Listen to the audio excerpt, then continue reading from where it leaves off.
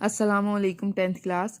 آج جس مضمون پہ ہم بات کریں گے وہ ہے ماں باپ کے ساتھ حسن سلوک۔ ماں باپ کے ساتھ حسن سلوک کی ہماری زندگی میں بہت زیادہ اہمیت ہے۔ اس سے دنیا اور آخرت دونوں کے معاملات جو ہیں وہ سنور جاتے ہیں۔ بہت سارے دنیاوی اور آخرت کے پوائنٹ آف ویو سے اس مضمون کو تحریر کیا جا سکتا ہے۔ اس میں سب سے پہلے جب ہم لکھنا شروع کریں گے تو مقام والدین بتائیں گے۔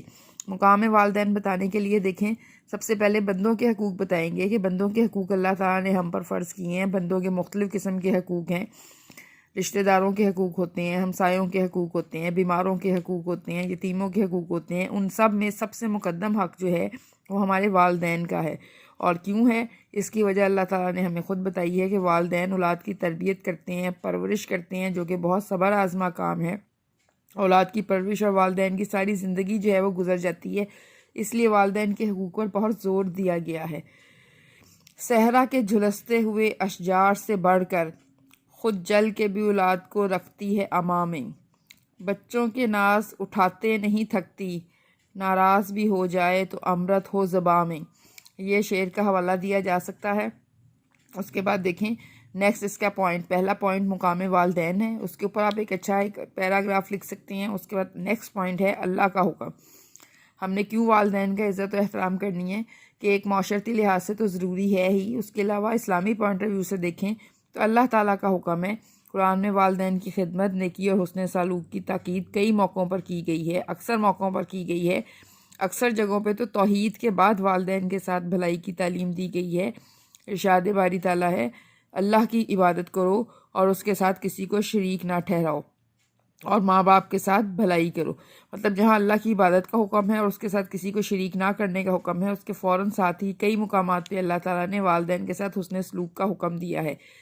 ایک جگہ یوں ارشاد فرمایا، اور ہم نے انسان کو تاکید کی ہے کہ اپنے ماں باپ کے ساتھ نیکی کرے۔ ایک جگہ پہ اللہ تعالیٰ کا یوں ارشاد ہے کہ میرا بھی شکر ادا کرتا رہ اور اپنے ماں باپ کا بھی۔ اس کے بعد اگلا پوائنٹ جو ہم اس میں لکھ سکتے ہیں وہ ہے رسول پاک صلی اللہ علیہ وآلہ وسلم کا حکم، یا انہوں نے کیسے تاکید کی۔ اللہ تعالیٰ کے رسول نے والدین کی خدمت کی بہت تاکید کی ہے، اور مختلف حدیث اور واقعات سے یہ بات باور کروائی ہے کہ اللہ تعالیٰ کا حکم ہے کہ ہم والدین کی جو ہے وہ فرما برداری کریں۔ تمہارے خدا نے تم پر ماؤں کی نافرمانی حرام کر دی ہے، حضور پاک کی حدیث ہے یہ۔ پھر ایک جگہ یوں فرمایا کہ باپ کی ناراضگی خدا کی ناراضگی ہے، اور باپ کی خوشنودی اللہ کی خوشنودی ہے۔ ایک شخص حضور پاک صلی اللہ علیہ وآلہ وسلم کے پاس آیا اور پوچھا کہ سب سے زیادہ حسن سلوک کا حقدار کون ہے؟ تو اس نے فرمایا، آپ صلی اللہ علیہ وسلم نے فرمایا کہ تیری ماں۔ اور یہ سوال جب انہوں نے 3 دفعہ پوچھا تو 3 دفعہ ماں کا ذکر کیا، اور چوتھی مرتبہ جب یہ سوال پوچھا گیا تو پھر بتایا گیا کہ تیرا باپ۔ کہ ماں باپ دونوں ہی اہمیت اختیار کر گئے ہیں اس معاملے میں، لیکن ماں جو ہے وہ باپ سے بھی زیادہ جو ہے یہاں پر اہمیت اختیار کر گئی ہے کہ پہلے ماں کا حق ہے۔ پھر ایک شخص رسول پاک صلی اللہ علیہ وسلم کے پاس آیا اور کہا کہ میں نے ایک گناہ کر دیا ہے، تو میں اس کا کفارہ کیسے ادا کروں؟ آپ نے فرمایا کہ کیا تیری ماں زندہ ہے؟ اس نے جواب دیا کہ نہیں۔ پوچھا کہ خالہ زندہ ہے؟ انہوں نے کہا کہ ہاں ہے۔ آپ نے کہا کہ جاؤ اس کے ساتھ نیکی کرو۔ اگر آپ اپنے والدین کے ساتھ نیکی کریں گے تو اس سے یہ حدیث سے ہمیں سبق مل رہا ہے کہ آپ کے جو کیے ہوئے گناہ ہیں وہ بھی جو ہیں وہ ختم ہو جائیں گے، مٹ جائیں گے۔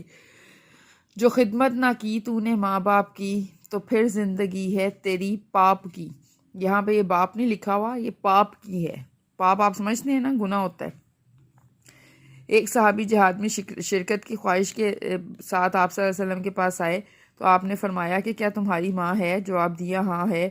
آپ صلی اللہ علیہ وسلم نے فرمایا کہ اس کی خدمت کرو اور جنت اس کے پاؤں کے پاس ہے۔ یعنی کہ ہو سکتا ہے اس کی ماں جو تھی ان کا کوئی دیکھ بھال کرنے والا نہ ہو، تو آپ نے جنگ میں جانے کی اسے اس لیے اجازت نہیں دی کہ تم جو ہے وہ اپنی ماں باپ کی خدمت کرو، اس میں ہی تمہاری جو ہے جنت مل جائے گی۔ پھر اس کے بعد ہے جنت ماں کے قدموں تلے ہے۔ پھر اس کے بعد نیکسٹ پوائنٹ ہے خالق اکبر کے بعد سب سے زیادہ ممنون۔ انسان اپنے وجود کے لیے خالق اکبر کے بعد جس کا سب سے زیادہ ممنون ہے وہ اس کے ماں باپ ہیں۔ خالق اکبر سے کیا مراد ہے؟ خالق اکبر کا مطلب سب سے بڑا پیدا کرنے والا۔ ہمیں پیدا کرنے والا کون ہے؟ اللہ تعالیٰ۔ اور اللہ تعالیٰ کے بعد ہمارے والدین کا درجہ آتا ہے کہ جنہوں نے ہمیں پیدا کیا۔ اللہ تعالیٰ کا ارشاد ہے، اے اللہ ان پر رحم فرما جس طرح انہوں نے مجھے بچپن میں پالا۔ پھر اس کے بعد ہے اللہ کی دائمی شریعت۔ دائمی شریعت سے مراد ہے وہ والی شریعت جس کا پیغام، جس کی تعلیم اللہ تعالیٰ نے ہر نبی کو دی گئی ہے۔ تمام مذاہب میں شرک اور والدین کے ساتھ بدسلوکی کو گناہ کبیرہ قرار دیا ہے، اور کہا گیا ہے کہ والدین مشرک بھی ہوں تو ان کی خدمت کریں، بجز اس کے کہ وہ شرک کی دعوت دیں اور بت پرستی کی دعوت قبول نہ کریں، مگر دنیا کی خدمت اور حسن سلوک میں کوئی فرق نہ آئے۔ مطلب آپ کے والدین آپ کو جو بھی حکم دیتے ہیں، جس طرح کا بھی حکم دیتے ہیں، وہ ماننا آپ کے لیے ضروری ہے، سوائے اس کے کہ وہ اللہ تعالیٰ کی عبادت سے آپ کو روکیں۔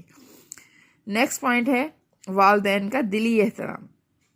پھر دیکھیں اس میں بتا رہے ہیں کہ حسن سلوک بے غرض محبت، دل سے عزت اور احترام و عاجزی و انکساری ادب کا مظاہرہ ظاہری طور پہ نہیں کرنا، بلکہ دل میں بھی ادب اور احترام ہو اور بے ادبی کا خیال تک بھی نہ گزرے۔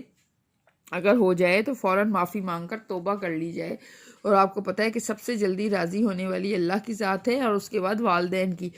کوئی بھی آپ سے غلطی ہو جائے، آپ کے والدین جو ہیں وہ آپ کو فوراً سے پہلے معاف کر دیتے ہیں یا سمجھا بجھا کے معاف کر دیتے ہیں، لیکن یہ نہیں ہو سکتا کہ والدین جو ہیں وہ آپ سے لمبے عرصے کے لیے ناراض ہو جائیں، بشرطیہ کہ آپ ان سے معافی مانگ رہے ہوں۔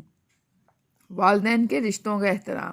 اب یہ دیکھیں والدین کا احترام چل رہا ہے تو والدین کی نسبت سے، مطلب والدین کی نسبت سے جو ہمارے رشتے بنتے ہیں، جیسے چچا، تایا، پھپھو، یا والدہ کی حیثیت سے کوئی خالہ، ماموں، اس طرح کے جو بھی ہمارے رشتے بنتے ہیں، ہمیں والدین کی وجہ سے ان کا بھی احترام کرنا ہے۔ حضور پاک کا ایک جگہ پہ روایت ہے، خالہ بھی ماں کی مانند ہے، اور ایک جگہ یوں فرمایا کہ آدمی کا چچا بھی اس کے باپ کی طرح ہے۔ اور اس کے بعد سب سے امپورٹنٹ پوائنٹ جو ہے اس میں وہ یہ ہے کہ والدین کی مغفرت کی دعا کرنا۔ انبیاء کرام کی سنت رہی ہے کہ وہ اپنے والدین کے لیے مغفرت کی دعا کرتے رہے ہیں۔ وفات پا جاتے ہیں جب والدین جب ہمارے ساتھ نہیں رہتے، تب بھی ان کا حق یہ ہے کہ ہم ان کے لیے بخشش کی اور مغفرت کی دعا کریں۔ نیک اولاد جو ہوتی ہے وہ صدقہ جاریہ ہوتی ہے، وہ جو بھی نیکی کا کام کرتی ہے اس کا ثواب جو ہے وہ اس کے والدین کو ملتا ہے۔